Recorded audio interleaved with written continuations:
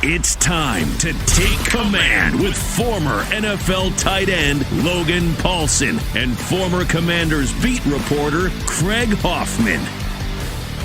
What's up? What's happening? Welcome in. Take Command Podcast. Craig Hoffman here. Logan Paulsen there for this week. And then Logan is going to be going on a much-deserved vacation. Good for you. Refresh, recharge before plugging back in big time because the NFL draft is right around the corner. So I'll go ahead and tell you, next week, in that box right there, if you're watching, or the other voice you'll hear on the show if you're listening, because then you don't really care about the boxes we're in on the screen, John Kine is going to join me for a very special mailbag. So look, hey, if we can't have Logan, I know it's a big loss for the show. We're going to bring in as many heavy hitters as we can. We're working on a couple other things as well. So Kime is going to join us for the mailbag episode next week. So get your questions ready. Obviously, mailbag episode today. Coming up later in the week, we already told you last week, Dane Brugler is going to join us as The Beast comes out on Wednesday. Dane's going to join us on Thursday. And then Logan has also been working on his big board. And so we will go inside that process with Logan before we ship him off on vacation later in the week. As for today's show, Logan, mailbag, excited for it. But we're going to actually start with a question from Craig in D.C. because one of your former teammates retired, and I want to ask you about him. Julio Jones retired last week, one of the great top 10 probably players of the last decade. Just an incredible athlete. My favorite Julio story is the combine one where he goes out and runs a 4.3 on a broken foot. Just stupid. But you played with him in Atlanta. So I want, before we dive into the rest of the Commanders and draft questions, your favorite Julio Jones story. Yeah, so my favorite story is going to be kind of boring because obviously Julio's a great dude, but it's all the stuff. It's kind of like Trent, to me, they're in a very similar bucket in terms of like playing with them because they both did stuff that was just like absolutely freaky. Like everyone's heard about the Trent Williams story, like walking into the gym with the flip-flops on and doing like a windmill dunk at like 3:35, right? Or like him, running down on I remember like, this is a Trent story, but we're going to get to Julio in a second, but like working a backside cutoff and me running to the safety and then some like bus just running by me, at 22 miles an hour and blocking the safety. And I was like, well, I guess I'll block this guy over here now. You know what I'm saying? So like, a lot of them are related to that kind of stuff. Julio was a great teammate, mentored the young guys, was very approachable and accessible, great dude. But the stuff that I really remember about him was we had a inter squad scrimmage, kind of instead of a joint practice during training camp. And so he was playing on the other team and the other team was the quarterback was Matt Schaub. So the backup quarterback. And I just remember standing on the sideline and he ran a comeback right in front of me. And I could feel the ground shake. I'm not exaggerating. He was so violent and strong with his feet, throwing his feet down to stop and coming out of this comeback that I was just in awe. That's when you tell a kid, when you're running routes or when you're getting coached up, violently throw your feet down, really be aggressive. And to me, that was just a totally different caliber of athlete and deceleration.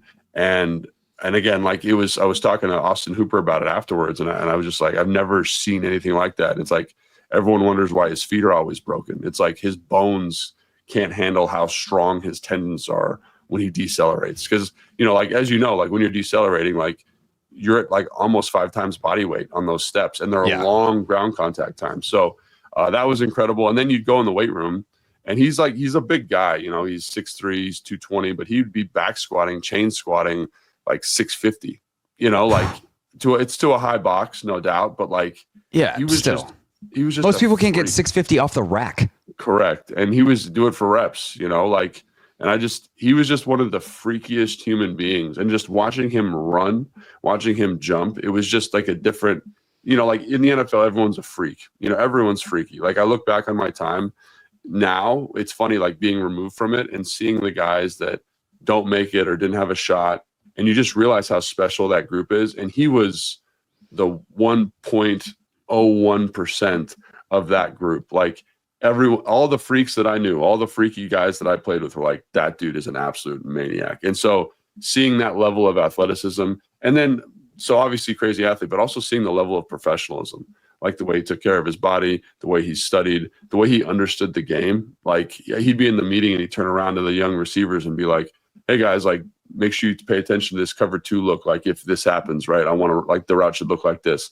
And just, that was that was who he was. And so, like, not only was it great physical performance, but the mental side was there too. And like when I think about guys that are borderline Hall of Fame players that I played with, like London Fletcher comes to mind. Like there's this physical excellence that's there, but there's also this awesome professionalism, and Julio just embodied that to a T.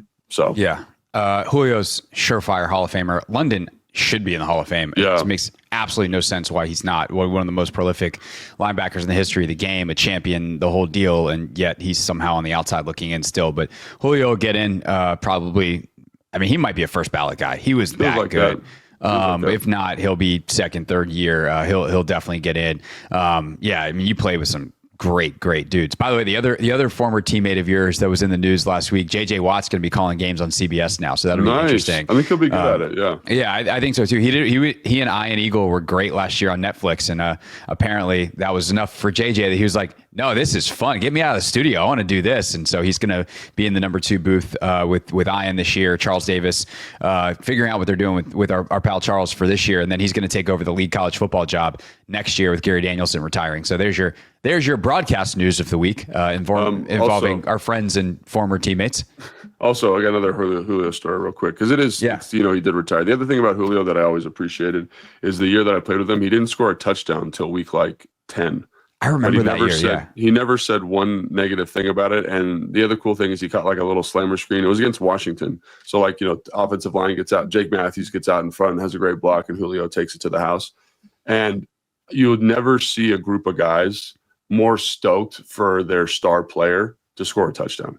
Like the entire team, the defense came out on the field, the offense came out on the field. And I think you can find the clip, and it just speaks to who he was to that organization, that team. And I loved Julio, playing with him. Like, again, I don't know if he knows, if he remembers I was on the team, but like it was cool to see. It's cool to see excellence up close and personal, and just to be a part of that for a little bit was awesome. So yeah, great dude, great teammate. Everyone loved him, and should be in the Hall of Fame, just like London, like you said. So congrats, Julio, on an outstanding career. And Logan, that actually unpredictably leads us into our first mailbag question from Wahoo Dad. Asks a non-draft wide receiver question, although this is kind of a draft adjacent question. What makes route running so difficult? Obviously, when we're evaluating receivers for the draft, it's something that we look at, and we talk about even the best of the best guys in the league. Sometimes it can be a skill that the best receivers can always get better at. So what makes route running at the NFL level so difficult, considering you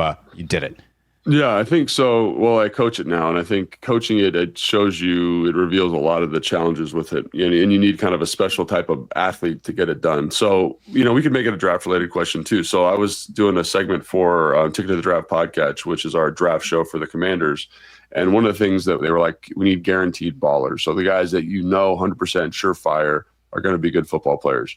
And so I was going through like the Tetro McMillans, the Matthew Goldens, Tetro McMillan, obviously the receiver from Arizona, Matthew Golden, receiver from Texas, Emeka Mbuka, receiver from Ohio State, and just kind of going through their film and just kind of, do they have that it factor when it comes to running routes? And so first off, like we can start with Tetro McMillan. Like he's a big dude. He runs well for his size. And I think the thing that makes him different, and this is the thing that makes route running so hard, is the stop and the start.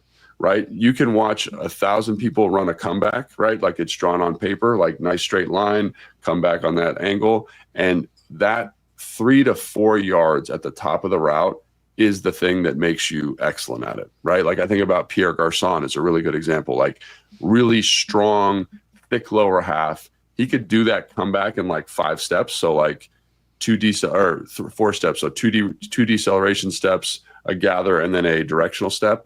And you could get out of it really quickly, and it worked really well. So there's that element to it, right? And so when you look at the receivers in this class, like Matthew Golden probably does that the best, but you don't feel his vertical speed. You don't feel his vertical juice. So then you say, okay, like you got to stop and start. The other thing is you got to accelerate, and they got to feel your athleticism into the defense, right? So that's where a guy like Tetro McMillan, you feel him, right? But sometimes the stops are a little bit messy. Matthew Golden, the stop starts are excellent. And it gets but the vertical speed, even though he ran a 4.3, you don't feel it into the defense. So you say, okay, that's part of it. And then there's the stuff that happens between the start and the stop at the top of the route, right? Where you are talking about stems and angles, because DBs, have different rules that kind of set up coverages, right? So like, for example, the easiest one to coach is like one plug. So like it's man coverage, everyone's outside leverage. They're trying to force you to the middle of the field because the plug player is right there with the middle high safety. If I've got an outbreaking route, like I can't just run out, right? Because the DB is just going to relate to me. My route's going to get flat, and the window I'm trying to work is going to get crushed. So I have to understand now that I have to burst inside, push vertical, get that defender in a trail position. And once he's in a trail position, now I can work a double stick. Now I can work something at the top of the route to throw him and then break his leverage to the perimeter. So there's the physical component, the acceleration, the deceleration. Then there's the stuff that happens in between. And so honestly, when I was going through my list of pass catchers yesterday, the guy that did that the best was Colston Loveland from Michigan. And so that's the guy that I'm going to pick for this list, because he does the stopping and the starting, the acceleration, but also the Zach Ertz. We talked about this before, like the dark arts of understanding the defense and then breaking those rules with how I set up my route.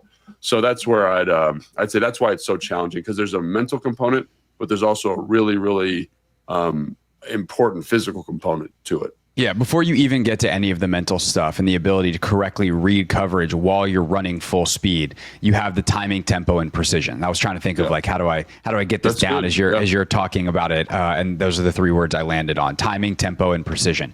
Because you have to be going fast enough to make the defense feel you, but you can't just then say, I'm going to run full. And we're talking about even on just like a comeback, right? Nevertheless, any of the more nuanced routes where you're talking about what angle do I break at and all those kinds of things. Do I get the right depth on my route? Like if we're just talking about a pure comeback, you need to run fast enough that you can get that DB hopefully to turn and open because they feel that vertical speed. Yeah. But you have to be under control enough that you don't take 17 steps to stop your body, come back downhill, get the other way, and stay on balance. So you have to have the timing, the tempo, and the precision. But again, if you go too slow so that you're under control, you're not going to get enough depth on the route before the quarterback needs to throw it, because everything is timed, at least in most NFL offenses, is timed with the quarterback's drop.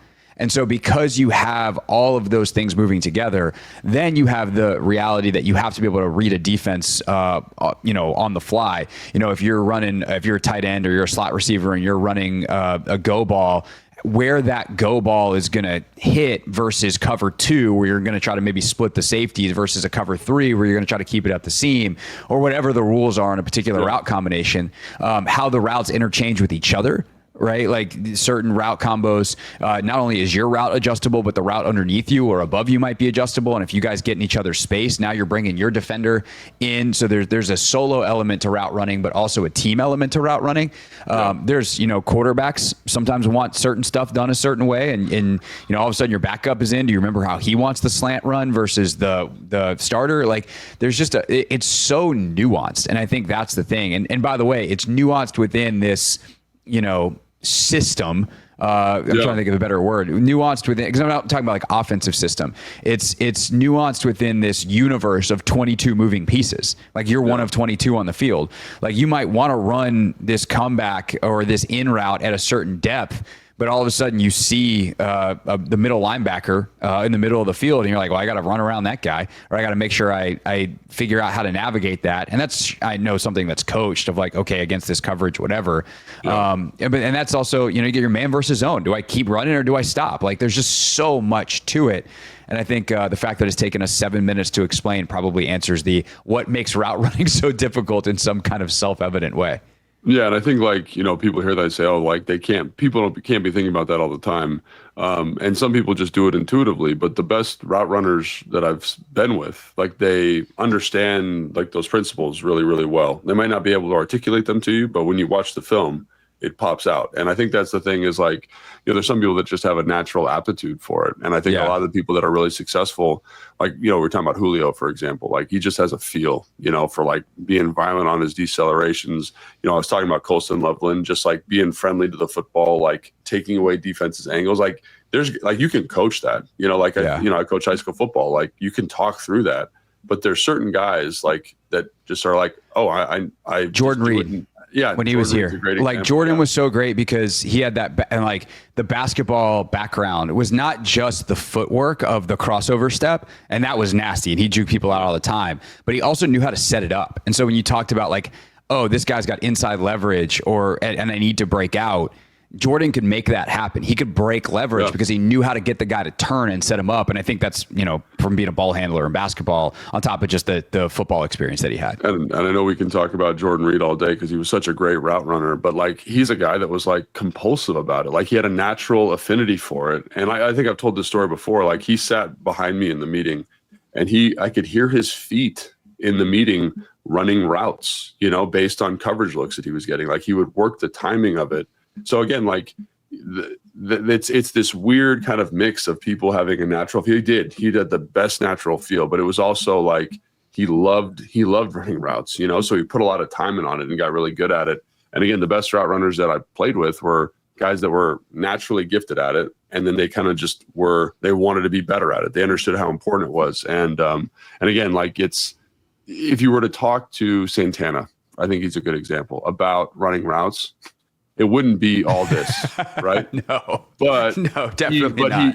But he would have elements of this conversation in there. For and sure. I think that's the thing that pops out. It's like, and he would do all of them. Yes. He just doesn't necessarily, like it was so natural to him that he wouldn't necessarily articulate it. Yeah. And so like for those of you like are like, oh my gosh, that's a lot. Like it is a lot. And if you want to be good at it, it is a lot to be good at it. And that's why like those guys, like one of the reasons why, like the thing I remember most about Julio Jones is obviously great teammate, but it's how he ran his routes. Like that's what it was so different because he was so good at it. Like that's where it's like, I remember Santana, I remember Jordan Reed, great teammates, great guys, but they just did that route running stuff so well. That's one of the things that makes Zach so special now and made Zach special his whole career. So there is a beauty to it and an art to it that doesn't always show up. For sure. And there's a precision to it, which foot hits where. I remember working, and this is kind of a dual story to wrap us up here, working out with Lorenzo Alexander and Randall Cobb a couple years ago with Chris. Oh, yeah. And,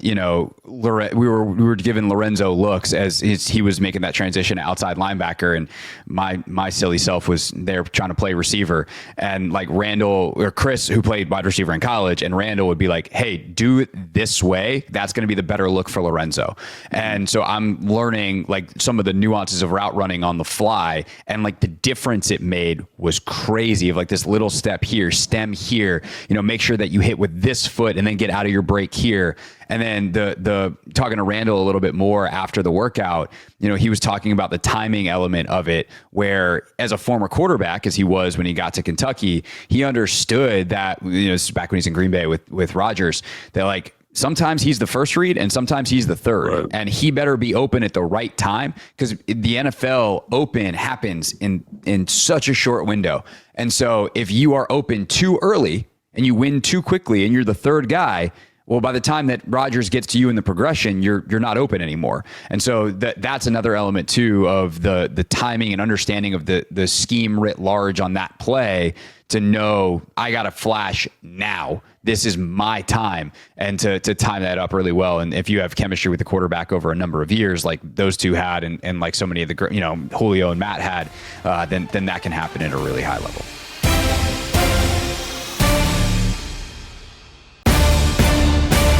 Take Command Podcast, Mailbag Edition. Logan Paulsen there, Craig Hoffman here, and Tyler writes in, says, I love the podcast. I wanted to ask your opinion on two draftable players the Commanders could take. The first is wide receiver Trey Harris, who's a big receiver with downfield ability who dominated for Ole Miss when healthy.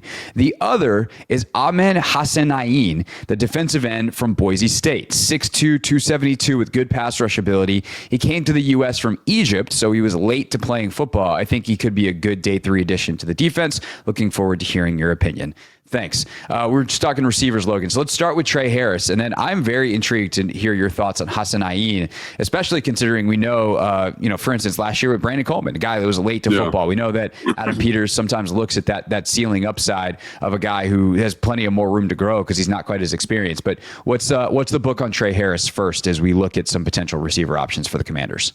Yeah, Trey Harris is probably the more interesting of the two for me personally, again, because he's a big body guy. He's like 6'3", he's like 210, 215, and he plays in this Ole Miss offense, helmed by who's the offensive coordinator there? Lane Kiffin. Lane Kiffin, that's right. And he and there's just a lot of space. He runs a lot of hitches, runs a lot of posts. Think about like your DK Metcalf route tree from when he was coming out, where it's like, I'm gonna run a go, I'm gonna run a post, I'm gonna run a hitch. And so there is a lot of like, I'm bigger and more physical than you, and I'm gonna win this ball down the field. And I do have some vertical horsepower to run and kind of get open and do some things down like that.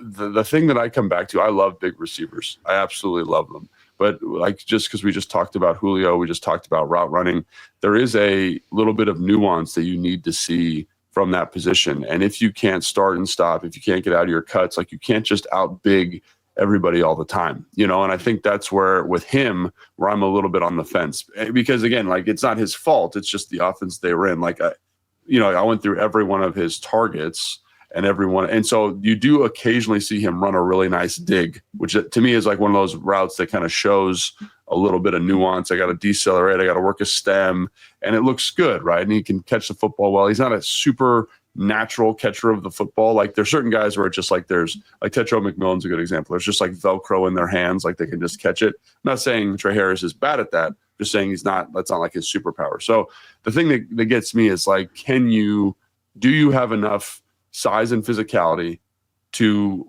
make that play at the next level? Like, so another example is like Tyler Warren from Penn State. Like his college film is tremendous, right? But he outbigs a lot of people. Like he's just bigger, like and stronger than a lot of people. In the NFL, everyone's big and strong. Does that still play? And that's kind of the same question I have with Trey Harris, right? Is can you be bigger and stronger at the NFL level when you're big and strong in college, but it's not like dominantly big and strong? And so that's where it's like, is he an impressive athlete? Yes. Would he be interesting at like 61? Probably for the Commanders. But I do have questions about his game. And again, like if I'm picking you in the second round, there's questions about everyone's game, like Jaden Higgins, right? Can you truly play outside receiver? You played mostly slot in college, right? Jalen Noel from Iowa State. Like, can you be more consistent? Can you play bigger than your frame? Like there's all these questions with everybody, but those are my questions with Trey Harris.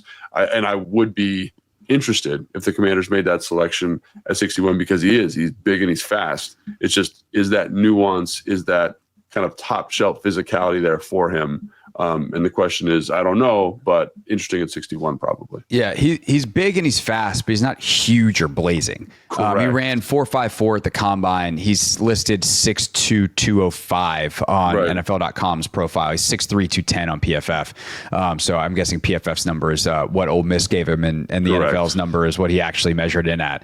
So that does feel significant. So it's not like, and look, I feel like anytime I talk about DK, people are like, but you hate DK. And I'm like, I don't. I just didn't want him here for the point is, like, he's not DK, right? DK is 6'4", even if he doesn't play like it, and he is 225, and he is 4.3 fast. That is not who Trey Harris is. So, if you're trying to big body people, but you also don't have the speed, or your body's not that much bigger than a lot of these DBs right now, who guys are like 6'1", 190, 195, then that does become, I think, a real question.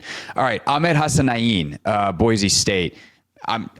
I got no file on him. I learned about him when this question came up. So this is all you, but I am intrigued by the story. This is a guy that I wish we were actually talking about him next week, because then the beast would be out, because Dane will have some incredible story in it. So maybe we'll ask Dane about him on Thursday. Maybe not, but what's your read on him? Yeah, so I really enjoy watching him. He's a fun watch. He kind of plays like a 4-eye, 5 technique, so like kind of right over the nose of the tackle. And he plays hard. You can tell he loves football. You can just tell he absolutely loves the game. He plays hard. He's finishing the ball almost every play. Like, he just is passionate about it. The problem with him is he's 6'1", he's 267. So a little undersized to kind of play interior defensive line at the NFL level, right? Which is kind of what that 4-eye position is. Like, when you think about a traditional 4-eye, you're talking like 6'4", 6'5", like 290 to 310. And like, he doesn't really fit in that mold. So to me, he's got to kick out, right? So he'd have to kick to like a true 5 technique, 6 technique. Trying to think of a good example. In our defense, it's kind of like Cleveland Farrell, like that type of guy, right? The problem is, like, he's not a plus athlete. He is kind of an athlete that fits more the mold of a traditional 4-eye. Like, he's He's ran a 4.87 at the combine. His jumps were just okay. Like when you watch his field work, his bend is fine. Like he's, again, like the football player, the passion, the motivation, the physicality, it's there. And so when you say, oh, like what's his role here if he were to come to Washington? Yeah, I think he'd be a rotational guy that is kind of like Karlaftis in Kansas City. And Karlaftis is a much better athlete, but a guy that's never going to generate a ton of pressure on his own, but is going to kind of get cleanup sacks. And you need to complement somebody who's an elite pass rusher. You know, Karlaftis complements Chris Jones, right? Like that's kind of what it would need to be here. And he's not a guy that's going to kind of generate on his own because he lacks the athletic upside. But in terms of liking the film, like I really like the film. And if they signed him like in the 5th round, 6th round, 7th round to come here, like I would be excited because it's like he loves playing football. He's physical. And he'd have to kind of be a guy that, you know, is bottom half of the roster, maybe practice squad guy that has special teams value. And because of it's obvious, like at the combine, they did a feature on it. Like, you know, like when I'm watching the drills, he's getting ready to do a drill and he's just like, so juiced up. He's screaming at the D-line coach. Like he's just excited. Like, let's go, you know, like, and I love that. I love that person. And so I'm going to bet on that person to make an NFL roster. I think the problem with a guy late is there are other guys that are, you could get late that have more athletic upside. And I think that's where you kind of run into a weird thing with Hassenien, you know. Yeah. So I think that it goes back to what we talked about with Jeremy on kind of the peeling back the layers of the onion, and every layer you peel back is like a down round grade. Yeah. And it's like, okay, for him, the idea of taking someone who hasn't been playing football that long often is they're a great athlete. And it's like, God, if we could mold this guy into a football player.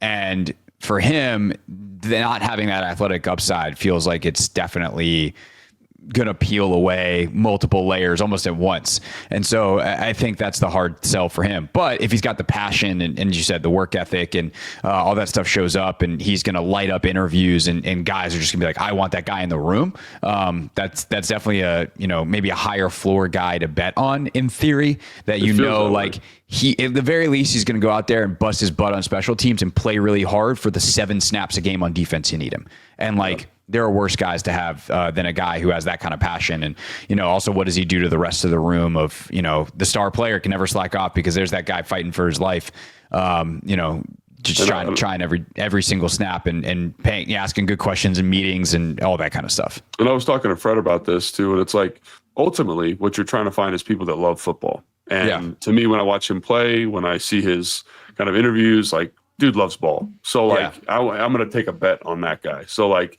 does he move up my list? Yeah. But is he still in that range of like, you know, we're still talking a 5th, 6th, 7th rounder for sure. Correct. Yeah. For sure. In terms of first rounder, next question comes from Timoth78. Hello, Timoth. Who are the sprint to the podium prospects for you at 29? We've done we've almost answered this like haphazardly, shotgun style. We've done different mock drafts. And it's like, oh, if that guy's on the board. So let's consolidate some of our answers in one place here. Guys that theoretically could be available at 29 because they drop for one reason or another that you're like, oh, hell yeah, let's go. No thinking about it. We're not going to waste time. We're past midnight and it's time to make a draft pick. Let's get this done. Yeah. So, I mean, if we want to start an edge rusher, like obviously Mike Green, I don't think the more I watch him, the less likely I think this is, unless the off-field stuff is just dramatic. You know what I mean? Like that seems to be the only question. Like I feel like that is, the more you watch him and the more everyone watch him, that's the narrative on him is like, if he drops, it's going to be because 25 teams have him off the board for off-field stuff, not because of anything that's on tape or in the athletic testing.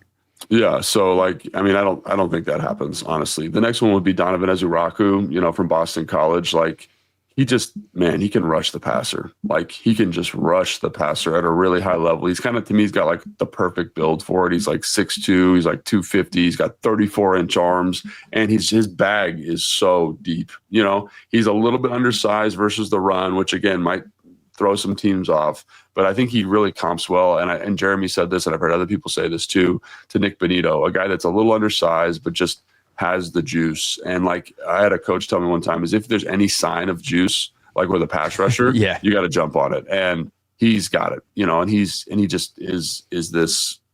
And I think about what the Commanders need, and him at 29. I don't know. The more I watch him as a pass rusher, like I think I got thrown off early on because he's just okay against the run, but like as a pass rusher, he just brings this tremendous trump card to the table and tremendous nuance to the position. The other guy at edge would be like Nick Scorton. I'm a big Landon Jackson guy. The more I watch him, and again, I would die if Landon Jackson was a Commander, but he feels more like a high to mid second round pick. Nick Scorton's a guy that I think actually could be there at 29. Like he just plays so hard. He's physically Is he violent. in the sprint to the podium category though? Because of how he plays. You know what I mean? Like he just plays hard. And when you watch his 2023 tape, he's 11 sacks, and they're good sacks. Like he's got a deep bag. And so like I think you couple the physicality, the mindset, kind of the every down intensity he brings with the pass rush upside. I feel pretty good about that. So those are like the three names that to me come to mind, and as edge rushers. And then everyone's going to ask me about James Pierce Jr. Like I think James Pierce Jr., if he was a Commander, I'd be really excited because I trust the staff. But when I watch the film, like I don't think he has top shelf bend. He's got top shelf get off, and he's got top shelf like physicality.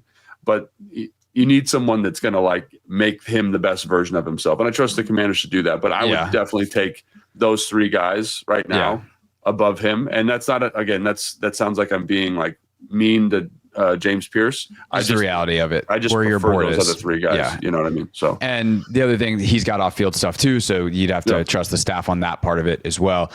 Is there anybody in the pass catcher category? And I'm specifically phrasing this as pass catcher because I know one of your guys is Colston Loveland. That if somehow he gets past the Chargers in a reunion with Harbaugh at 22 and he falls all the way down, that he's a run to the podium guy for you. But who else in the pass catcher category? Yeah, I mean, he for sure is. Like, if he was there, like, it would be hard pressed. Like him and Mike Green are there. Like, it's like Sophie's choice. You know what I mean? Like, what are you going to pick? Because I think Colston Loveland, I don't know. I think he could be special. Like this year, kind of like, I went back and watched Brock Bowers just to kind of refresh my memory.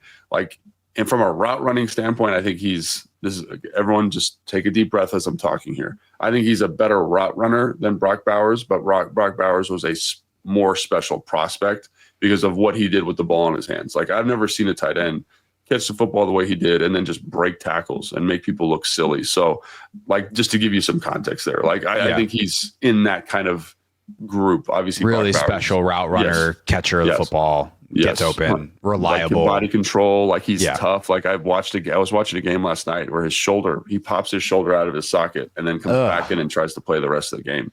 I just love that type of stuff. Like you love ball. I love ball. So yeah, Colston Loveland, obviously like this is like total pipe dream, but like Ashton Genty, if he's available for it's not going to happen, but that would be an interesting one.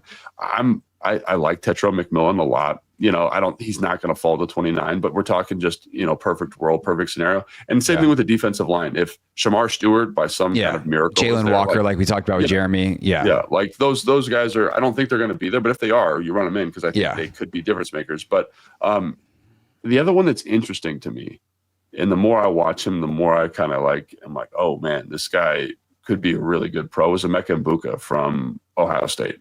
Yeah. And I think there's a real chance he's there. And am I running it in? But he kind of falls in that Nick Scorton category where the more I watch him, the more I like him as a route runner, the more I like him as a blocker, the more I like him as a professional NFL wide receiver. He just does everything well. Correct. And you're waiting for, he's one of the guys that I've spent a little time with. And like, at first I'm just like, this is fine. And then you realize that like, it's every snap is the same quality. No matter what you route running, it doesn't matter the route, doesn't matter. Like he catches the football reliably, he blocks, he's physical. There's nothing that pops. There's no I'm sure when you went back and watched Terry at Ohio State, there's a couple of plays. I remember some of the highlights of watching him after they drafted him, being like, let's see what this kid's all about. Right. And you're like, oh, this kid just ran 80 yards away from everybody. Like that's pretty neat. Igbuka's not going to do that. But like he'll have 8 catches for 78 yards and 6 of them will be for first downs, and he'll have a key block on somebody else and this and that. And so, he's a weird prospect, but I mean that as a compliment. Yeah, tremendously high floor, and I think that's awesome. Matthew Golden, I like a lot. He reminds me a little bit like AB. just from like a change of direction, route running, like he can kind of do everything. And again, I think he probably goes higher. You know, like when you hear about like Steve Smith, for example, did his receiver rankings recently and had him ahead of Tetra McMillan. And that's happening more and more too. There's other people that also like that. The thing about Matthew Golden is I don't feel the speed from him. Yeah. Like also that stat Jeremy gave us scares the bejesus out of me. Yeah. So again, like he's interesting, but I'm becoming more of a Mecca Ibuka guy the more I watch him. So to answer your question, and then the other one I would just throw in this bucket of like offensive sprint to the podium. Yeah. Yeah. Is Amarian Hampton. Like he's not Ashton Genty, and I'm not a big take your running back in the first round, but the more I watch, he's not there yet. He's not the Colson Loveland and Mecca Ibuka. He's not in that category for me yet. But the more I watch him, the more I'm like, he could be a difference maker in an offense. So those are some names offensively that I think are interesting. Obviously, I still am really high on Josh Simmons. Like, you know, like I heard that the injury's okay. I heard his interviews were just okay. Like, but the tape, if we're just talking about the tape for me, like it's really good tape, and he could be like a franchise left tackle. So I know we have one, but if you were to play right and then Coleman play, like if you want to Tristan Wirfs it and have Tunsil play left tackle for 3 years, and then Josh Simmons becomes an all-pro at right tackle and then flips over to the left and does that, like Wirfs, chances you're going to redo that very slim, because Wirfs is the first guy to ever be an all-pro on both sides of the line at tackle. But like the idea of going right tackle to left tackle and being good at both is not unheard of. Just real quick, any of the DBs sprint to the podium, or is it kind of like, hey, if everybody else goes and we're going to get the Will Johnson, non-Travis Hunter next best DB on the board, like we'll take them. But is there anybody, corner or safety, that you sprint? It's actually the two safeties for me, Malachi Starks and Starks. Like, and I don't think either one of them is going to be there. Like, but Malachi Starks is. Jahadae Barron's probably like in contention for this title. I should have mentioned him as the best football player, you know, just football player.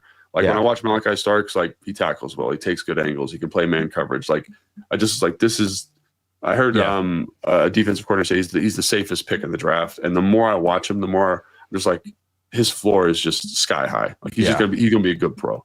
And then if you're trying to swing for the fences, like Nick Amon-Worry, like I don't love his tackling all the time, but like I'll be damned if he just showed you something just magical every once in a while. And you're just like, you know, so like those two guys for me, and then obviously Jahadae Barron, but I think he's a top 15 pick, but like, you know what I'm saying? Like those are the three. And Amon-Worry and Starks might be, but they also might be available for Washington at the end of the first round. So that's kind of the crux of the question. The Amon-Worry, I mean, the physical tools are outrageous. One of the craziest raw athletes we've ever seen. But also I've heard Dane talk about his teammates just raving about his mental side and the plays he makes and his understanding of coverage and all that kind of stuff. So that's something that I think is worth tagging for a guy that's kind of put out there as a physical freak. Like his mental game's pretty strong too. Yeah, and I don't know if that answers the question, but I know we talked about a lot of guys, but it feels like we kind of touched on them. Like, you know what I mean? Like, yeah, I think there's some guys we're excited about. Question answered. One of those guys, please be available at 29.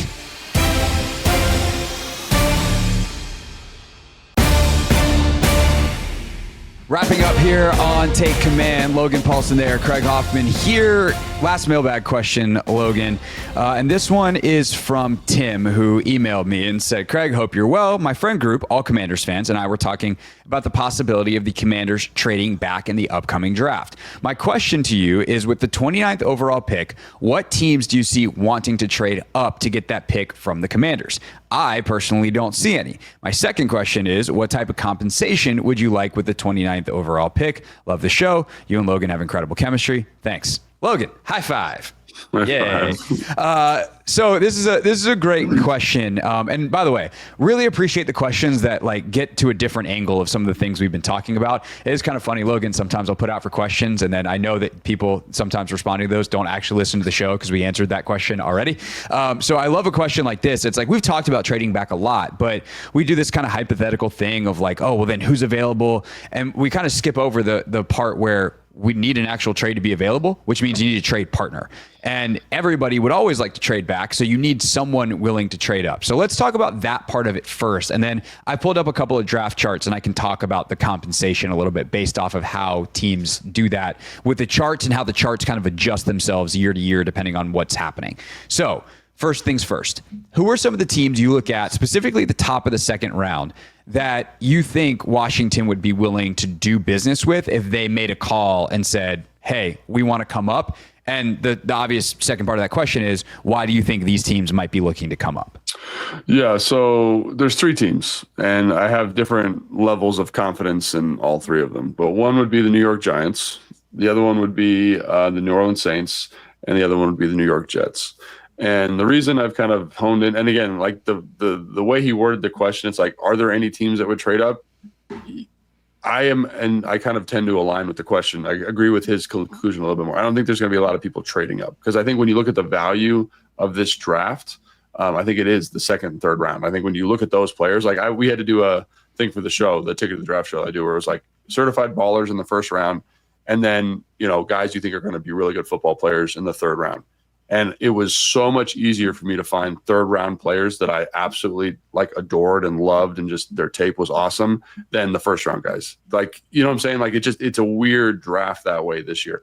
But anyway, The reason I picked those 3 teams is because I do think that there is a kind of growing momentum for Jackson Dart in this draft class when you talk about the draft community. And I personally like Jackson Dart quite a bit. I don't know if he's a first round player for me, but if you're the New York Giants and you want a quarterback for the future and you're trying your day ball, you're trying to say, hey, we've got somebody that we can build around, keep us around for another year, trading into the first round for that player might not be a bad idea. I do think it's a little bit unlikely, because at 34, he's probably going to, I would assume Jackson Dart would be there at 34. But again, crazier things have happened, right? So that's kind of what let's just talk through that scenario real quick, though, because I think this is worth double clicking on. There are 2 reasons teams trade up.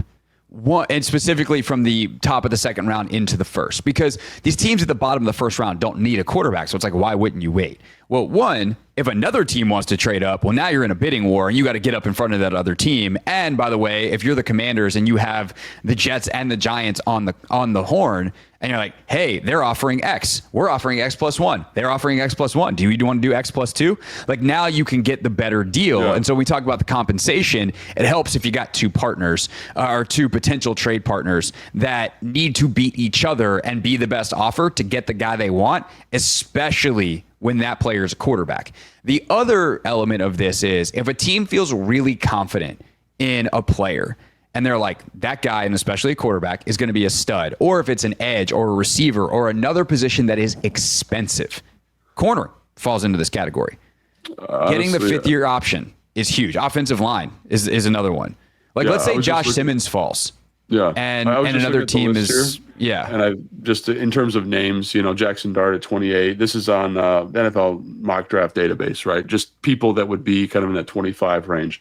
The name that is there in neon lights for me is Derek Harmon from Oregon, the defensive tackle, because when you look at him, to me, he might be the best defensive player in the draft. And if he's going to be there at 29, that seems unlikely. I think fans, when they do this database, it's just fans haven't heard of him, so here he is at this position. He's a defensive tackle from Oregon. He's hiding up there in the Pacific Northwest. Right, correct. But I could see a team being like, dude, we love him, we love this guy. And again, with the way defensive tackle contract values are going, let's get that 5th-year option, get him locked in, get him in our organization for a long time. So there are some interesting names there. Again, Donovan Ezeraku, I could see a team falling in love with him, maybe bumping back into the first round. Seems unlikely with the edge, but Derek Harmon, Josh Simmons are 2 guys that I'd be like, hey, maybe this is the move. And then the third name is Jackson Dart in terms of value that it's fallen down the board kind of thing. 100%. So if you get those types of guys where the 5th-year option is going to be a huge discount for you in year 5,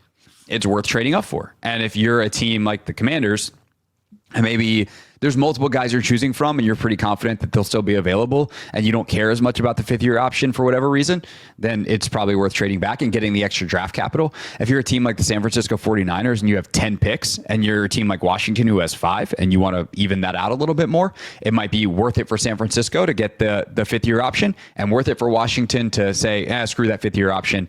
We'd rather have the extra draft capital and take the extra guy. So I think that's how that goes down. And then you get back to, your list of 3 teams and why these 3 teams make the most sense for you.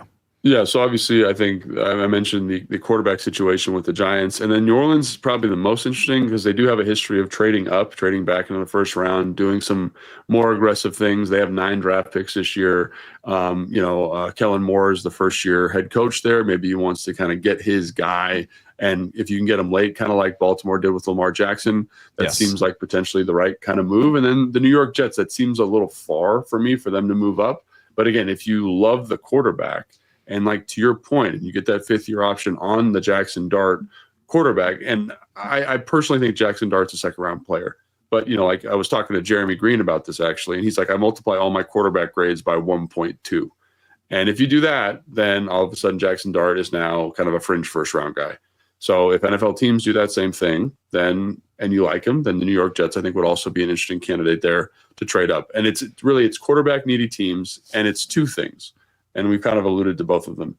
It's quarterback needy teams and then where they value Jackson Dart, who to me is the 3rd quarterback, or Shedeur Sanders. Like, when you talk to Jeremy, he's got him flipped. Shedor's his 3rd guy, right? So if that's the situation, then let's trade up and make that move if we have a high grade on that quarterback and we think he could be the guy. Yeah, Tyler Shuck is another one who some people really, really like. And he's awesome. If a GM loves him and wants to take him, 29 feels like a pretty good place. Or Shedeur drops. Like that could be something where the Giants pass on him at 3. And if he's still available at 29, Adam Peters is getting on the phone and be like, hey man, you want to come up or are you going to wait to do this tomorrow?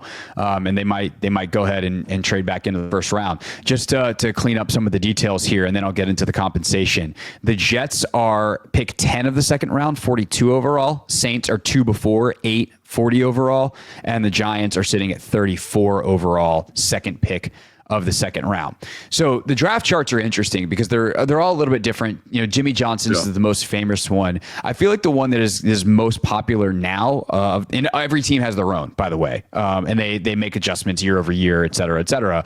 But the Fitzgerald-Spielberger chart, which is available for viewing on Over the Cap, is, I think, probably one of the more popular ones and has tended to be one of the more accurate ones when you go back and look at trades.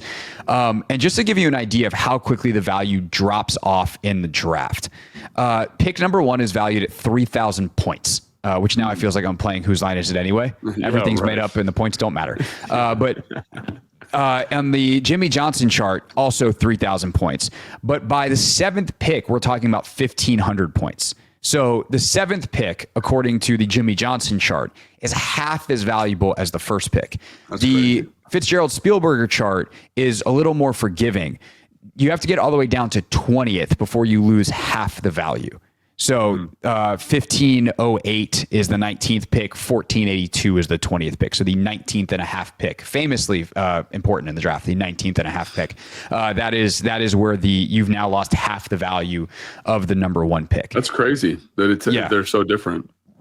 So to go from 29 down to 34, 29 is 1,294 points. 34 is 1,213 points. So they're almost the same. Yeah. Like you're talking about, what is that? 70 points, 60 points, which the last pick in the draft is worth 190. So that would tell you you're only going to get 7th round pick, but we know that's not how that works, right? Teams are going to change that value based off what you're trading for. And I think people are going to look at that 5th-year option and be like, hey, no, we're not going to give you that for free. And especially if if you have obviously 2 teams on the phone and you'll be able to play them off of each other. It's a lot easier to be like, oh no, hey, sorry, they're willing to give up a 4th. You're going to give us a 3rd. You're going to do that. You can do this. Future draft picks also have less value. So is it a future 7th? Is it this year 7th? Whatever. But when trading for a quarterback, you talked about the grade being like times 1.2. Often teams will say, hey, oh, you're coming up for a quarterback? No, that's going to cost you 1.5 times the number of points or whatever their specific number is. But it's not a flat, hey, let's look at the chart and we just agree the chart is the chart.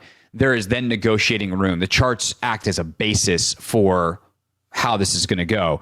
And so to get, again, it's like basically nothing on the Spielberger chart, the Fitzgerald Spielberger chart, to go from 34 or even 40. We're talking about 160 points, which is, again, some kind of future seventh on this chart. And we just know that's not how that goes. On the Jimmy Johnson chart, for whatever it's worth, the 29th pick is worth 640 points.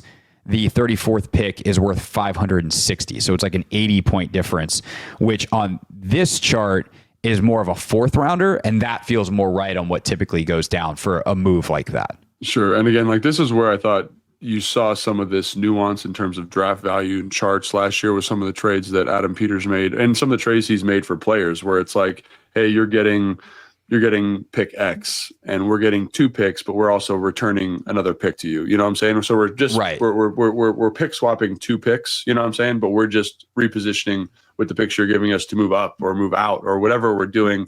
And I do think that there is that's smart work in terms of kind of accounting for some of that gray area in terms of value. So for me, like, I think it'd be awesome if they could get another 3rd round pick. Right. And so if they gave up their, what is it, like a 5th round pick, and then they did like a pick swap, you know, and got into the 3rd round. So they had a 2nd and 3rd round pick. I think that would be excellent because I think, like I said, I think the value here is in the 2nd and 3rd round. So that's where I think fans are like, oh, only a 7th round pick or only a 4th round pick. A 4th round pick would be great too, by the way, because then you could draft a running back and everything would be great. Right. So, but just having some more flexibility with those picks, I think, is ultimately what you're looking for, especially after giving them up rightfully so in those trades for Laramie Tunsil and Marshawn Lattimore. Yeah. Another one that I'm looking at is the Rich Hill chart. Gosh, I didn't realize there were so many charts here. There's a ton of them, which a company called Draft Tech did. And they've got like 29th pick at 202 points, the 34th pick, the Giants pick at 175, which is what, a 27-point difference, which is equivalent to the 115th pick, which is a middle 4th rounder.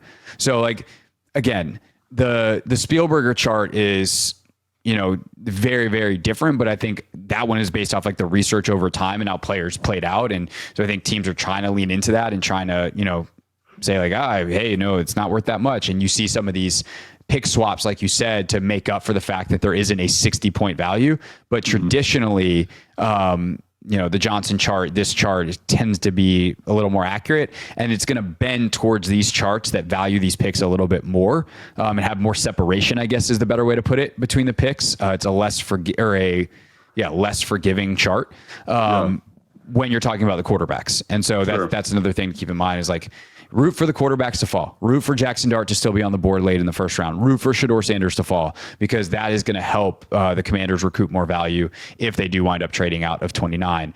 Of course, there is the problem then that other players went instead of them, and so who's actually available to take? But, you know, one problem at a time. That's our show for today. We'll be back with Dane Brugler and the inside process of Logan's big board on Thursday. John Keim with us next week. And then if you stayed this far, I will tell you, there's a really good chance that America's new favorite guest is back with us next week, as well as Logan is on vacation. Not to mention one of the biggest names in NFL draft world working on locking that down. So maybe we'll have an announcement on Thursday on both of those things. But for now, thanks for listening. Make sure you're subscribed because if you made it this far, Lord knows you want more of this show in the future. So subscribe wherever you're watching or listening right now. And we'll see you next time on Take Command. Thanks for watching this clip of Take Command, which has a brand new home. That's right. You can watch on YouTube at the Team 980. You can also listen to full episodes in the free Odyssey app, which is now enabled with Apple CarPlay. So we'll just, follow you around.